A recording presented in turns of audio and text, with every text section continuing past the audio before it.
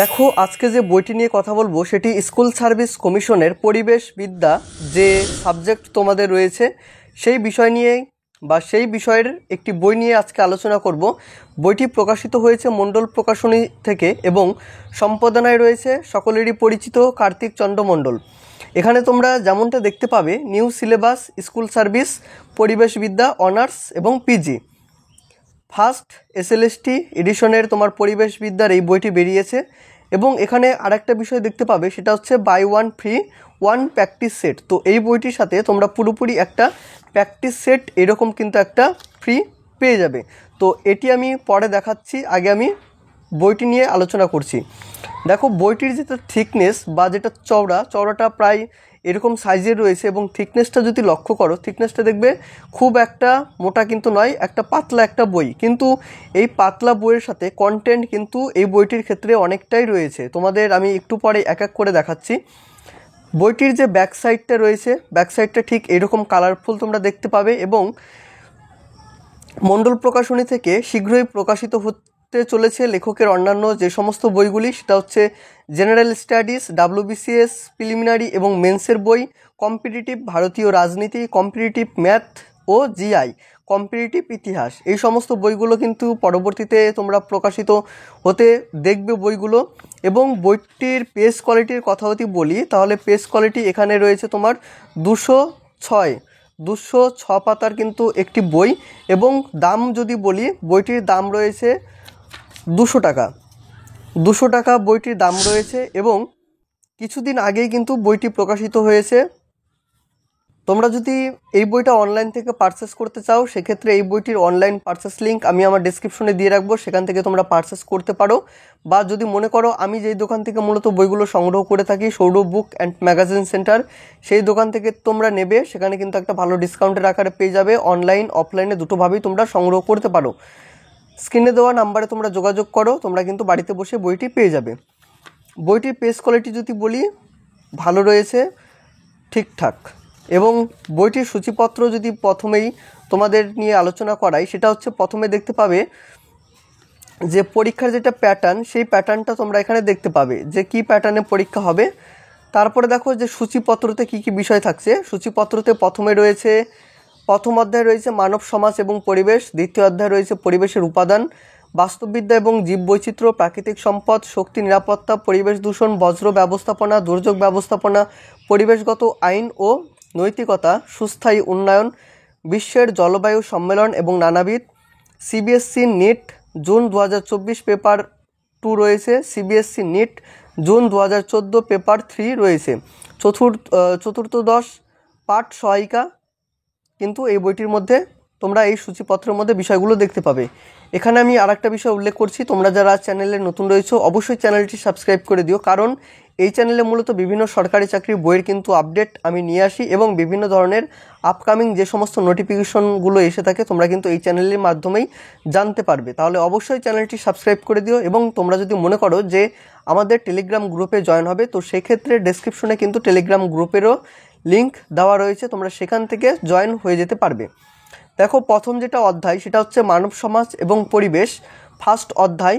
এখানে সিলেবাস তোমাদের এখানে একটা কোটেশনের মধ্যে রয়েছে এবং এই অধ্যায় থেকে একটা ডেসক্রিপটিভ। তো প্রথমে যেটা বলা দরকার সেটা হচ্ছে ডেসক্রিপটিভ কিন্তু এই বইটির। তো ডেসক্রিপটিভের সাথে সাথে MCQ তোমরা এখানে প্র্যাকটিস করতে পারছো, তার সাথে সাথে কিন্তু সেই প্র্যাকটিস সেটটাও রয়েছে। এটা ফার্স্ট অধ্যায়, এই ফার্স্ট অধ্যায় থেকে যতগুলো MCQ হতে পারে সেই MCQগুলো কিন্তু প্রতিটি অধ্যায়ের ভিত্তি কিন্তু রয়েছে। যেমন দেখো পরিবেশের বিজ্ঞানের ভিত্তি এখানে পুরোপুরিভাবে এটি আলোচনা করা রয়েছে।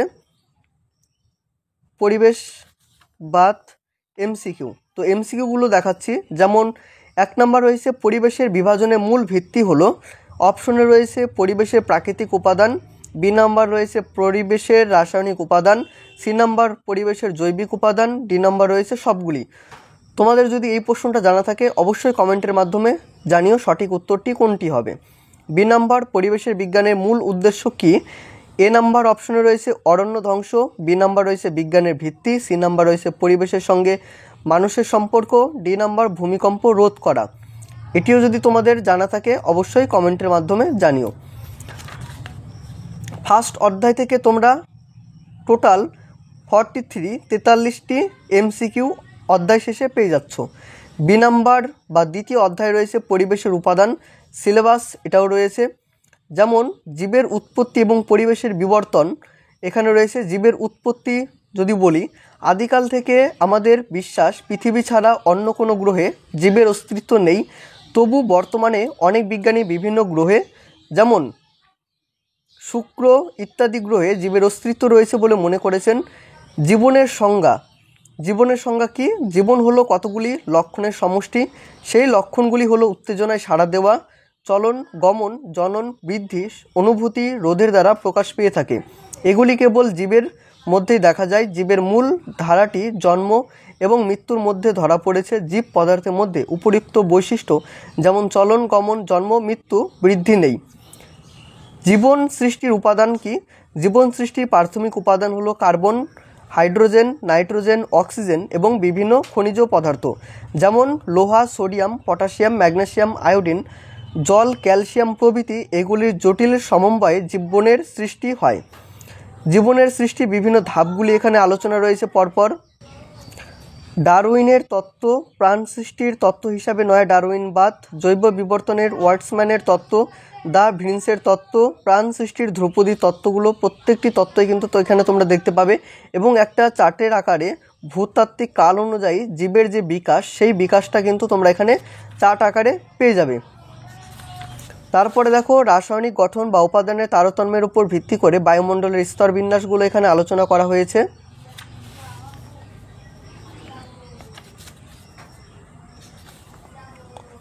ওজোন গ্যাস, এখানে প্রত্যেকটি সম্পর্কে তোমরা আলোচনা দেখতে পাবে। যেমন ওজোন গ্যাস সম্পর্কে যদি বলি, ওজোন হালকা নীল বর্ণের আষ্টে গন্ধযুক্ত গ্যাস। ওজোন তরল ওজনের স্ফুটনাঙ্ক -112.4 ডিগ্রি সেলসিয়াস। কঠিন ওজনের গলাঙ্ক -249.7 ডিগ্রি সেলসিয়াস। একটি ওজোন অণুর মধ্যে 3টি অক্সিজেন পরমাণু আছে, এর সংকেত কি? 0O3। বায়ুমণ্ডল সম্পর্কে এখানে তোমরা ওয়ান লাইনার হিসাবে দেখতে পাবে। যেমন সমুদ্র এবং স্থলভাগের সংযোগস্থল উপকূলের সম্মুখের অংশ তটভূমি দুটি ভাগে বিভক্ত, একটা হচ্ছে সম্মুখ তটভূমি, বি নম্বর রয়েছে পশ্চাৎ তটভূমি। সামুদ্রিক অবক্ষেপণ, এটাও তোমরা একটা চার্টের মাধ্যমে এটা দেখতে পাবে। শিলামণ্ডল, ভূমিকম্প।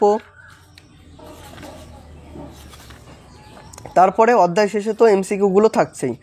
তো এখান থেকে এমসিকিউ শুরু হচ্ছে। যেমন মানুষ প্রজাতির বৈজ্ঞানিক নাম হলো, অপশনে রয়েছে হেমোসোমিয়াস, বি নাম্বার রয়েছে হোমো সেপিয়ান্স, সি নাম্বার রয়েছে সেপিয়ান্স, ডি নাম্বার রয়েছে হোমো স্পিসিস। তো তোমাদের যদি জানা থাকে অবশ্যই এটিও কমেন্টের মাধ্যমে জানিও। প্রাকৃতিক সম্পদ থেকে দেখো ভারতের অভ্র উৎপাদক অঞ্চলগুলির এখানে আলোচনা রয়েছে। হীরা, রাজ্যের নাম, খনির নাম। যেমন হীরা থেকে যদি বলি, রাজ্যের নাম মধ্যপ্রদেশ, খনির নাম কি? পান্না অঞ্চলে কিন্তু পাওয়া যায়। অন্ধ্রপ্রদেশে কোন কোন জায়গা বা কোন কোন খনির নামগুলো রয়েছে? কর্ণাটক ঠিক একই। তারপরে রয়েছে স্বর্ণ, ভারতে প্রাপ্ত প্রবহমান ভূসম্পদ। ভারতের মোট ভূমির 60% কৃষিকাজে ব্যবহৃত এবং 19% বন দ্বারা আচ্ছাদিত, 4% চরণভূমি এবং 17% অব্যবহৃত ভূমি। প্রধান নদী এবং তাদের উপাদানসমূহ এখানে রয়েছে। যেমন এখানে 4টা এইভাবে রয়েছে। এখানে রয়েছে প্রধান নদী, বাম তীরের উপনদী সমূহ, ডান তীরের উপনদী সমূহ। যেমন সিন্ধুর বাম তীরের উপনদীগুলি কী রয়েছে এবং ডান তীরের উপনদীগুলি কী রয়েছে সেটা কিন্তু তোমরা এখানে পাবে। তারপরে রয়েছে গঙ্গার ক্ষেত্রেও ঠিক একই, বাম তীরের উপনদীগুলির কী নাম রয়েছে এবং ডান তীরের উপনদীগুলির কী নাম রয়েছে তোমরা কিন্তু এখানে পেয়ে যাবে। তারপরে রয়েছে বিভিন্ন নদী পরিকল্পনা, যেমন দামোদর উপত্যকা পরিকল্পনা, নদীর নাম কি? দামোদর। অবস্থান কোথায় বা রাজ্য? ঝাড়খণ্ড, বিহারে। অন্যতম বৈশিষ্ট্য কি কি? তেলাইয়া, মাইথন, কোনার, পাশ্চাত্যবাদ, আমেরিকা, তেথিস ভ্যালি অথরিটিক অনুকরণে নির্মিত হয়েছিল। তারপর যেটা ইম্পর্টেন্ট প্রশ্ন রয়েছে সেটা কিন্তু স্টার মার্ক কিন্তু তোমরা এখানে পেয়ে যাবে। যেমন 1948 সালে স্থাপিত দামোদর ভ্যালি কর্পোরেশন হলো ভারতের প্রথম সরকারি কর্পোরেশন। দামোদর উপত্যকা প্রকল্প একটি বহুমুখী প্রকল্প। এর মুখ্য উদ্দেশ্য পশ্চিমবঙ্গ এবং ঝাড়খণ্ড একাধারে সেচ ব্যবস্থার উন্নয়ন, বন্যা নিয়ন্ত্রণ এবং বিদ্যুৎ উৎপাদন। তারপরেরটা রয়েছে মশানজোরে ময়ূরাক্ষী নদীতে বাঁধ নির্মাণের কাজ শুরু হয়েছিল 1954 থেকে 55। বাঁধটি কানাডা সরকারের সহযোগিতায় সম্পূর্ণ হয়েছিল বলে একে কানাডা বাঁধও বলা হয়ে থাকে। পরের যে চারটা সেটা হচ্ছে ভারতের প্রধান প্রধান হ্রদসমূহ। এখানে লবণাক্ত জলের হ্রদ এবং অবস্থান বা তার বিশেষত্ব সম্পর্কে আলোচনা বা এই চার্টের মাধ্যমে কিন্তু তোমরা এখানে দেখতে পাবে। 7 নম্বর অধ্যায় রয়েছে বজ্র ব্যবস্থাপনা। বজ্র ব্যবস্থাপনা থেকে ভূমিকা, বিষাক্ত বজ্র এবং তাদের নিক্ষেপ করার যেটা পরিকল্পনা, বজ্রের ধারণা সম্পর্কে রয়েছে, বজ্র পদার্থের প্রকারভেদগুলো আলোচনা রয়েছে, বজ্র পদার্থের বিষক্রিয়ার উপর ভিত্তি করে যে কটি ভাগে ভাগ করেছে সেই ভাগটা তোমরা দেখতে পাবে। বিভিন্ন ধরনের গ্যাসীয় বজ্র সম্পর্কে আলোচনা রয়েছে, যেমন দহনজাত, এর উৎস কি, জ্বালানি, পরিবহন, আবর্জনা। গ্যাসীয় বজ্র পদার্থ carbon, sulphur, nitrogen oxide, carbon monoxide, এইরকম চার্টের মাধ্যমে তোমরা পেয়ে যাচ্ছ। তো এই ছোট্ট একটা বইয়ের মধ্যে কন্টেন্ট যতটুকু তোমাদের দেখালাম সেটি কিন্তু তোমরা বুঝতে পেরেছো যে কন্টেন্ট যথেষ্ট পরিমাণে কিন্তু ভালো রয়েছে। অন্যান্য যে সমস্ত বই অলরেডি বেরিয়েছে তার থেকে এই বইটি কিন্তু আমার যথেষ্ট ভালো লেগেছে। কারণ হচ্ছে এক তো তোমরা বইটির দাম অনেকটাই কম পেয়ে যাচ্ছ এই বইটির, তো সেক্ষেত্রে ডিসকাউন্ট দিয়ে কিন্তু অনেকটাই কমে তোমরা এই বইটি হাতে পেয়ে যাবে। তো তারপরেও এত একটা ভালো কন্টেন্টের সাথে বইটি সাজানো রয়েছে। তারপরে রয়েছে তোমার হচ্ছে ফ্রি 10টা হচ্ছে প্র্যাকটিস সেট। এখান থেকে তোমরা 10টা প্র্যাকটিস সেট প্র্যাকটিস করার জন্য পেয়ে যাবে। যেমন 7 নম্বর যেটা প্র্যাকটিস সেট রয়েছে, আমি কিছু প্রশ্ন তোমাদের দেখাচ্ছি। 1 নম্বর রয়েছে ভারত সরকার উপত্যকা সুরক্ষা আইন চালু করেছিল কত সালে? অপশন রয়েছে 1987 সালে, বি নম্বর রয়েছে 1990 সালে, সি নম্বর রয়েছে 1997 সালে, ডি নম্বর রয়েছে 2007 সালে। তো এখানে তোমার 10টা প্র্যাকটিস সেট কিন্তু রয়েছে এবং সেটের শেষে এই ওএমআরটা তোমরা পেয়ে যাবে। ওএমআরটা তোমরা ব্যবহার করে প্র্যাকটিস সেটটা কিন্তু করতে পারবে বা প্র্যাকটিস কিন্তু করতে পারবে, সেটা তোমাদের কোনো সমস্যা হবে না। তো ভিডিওটা আমি বেশি বড় করছি না তোমাদের দেখার সুবিধার্থে। কিছু যদি এই বইটি নিয়ে তোমাদের কোনো প্রশ্ন থেকে থাকে অবশ্যই কমেন্টের মাধ্যমে জানাতে পারো, আমি তোমাদের রিপ্লাই দেওয়ার চেষ্টা করব। সকলকে রিপ্লাই করি, তোমাকেও আমি রিপ্লাই অবশ্যই করব। তো সেক্ষেত্রে অবশ্যই যা প্রশ্ন রয়েছে কমেন্টের মাধ্যমে জানিও। দেখা হচ্ছে অন্য কোনো ভিডিওতে, ততক্ষণ পর্যন্ত সকলে অনেক ভালো থেকো, সুস্থ থেকো।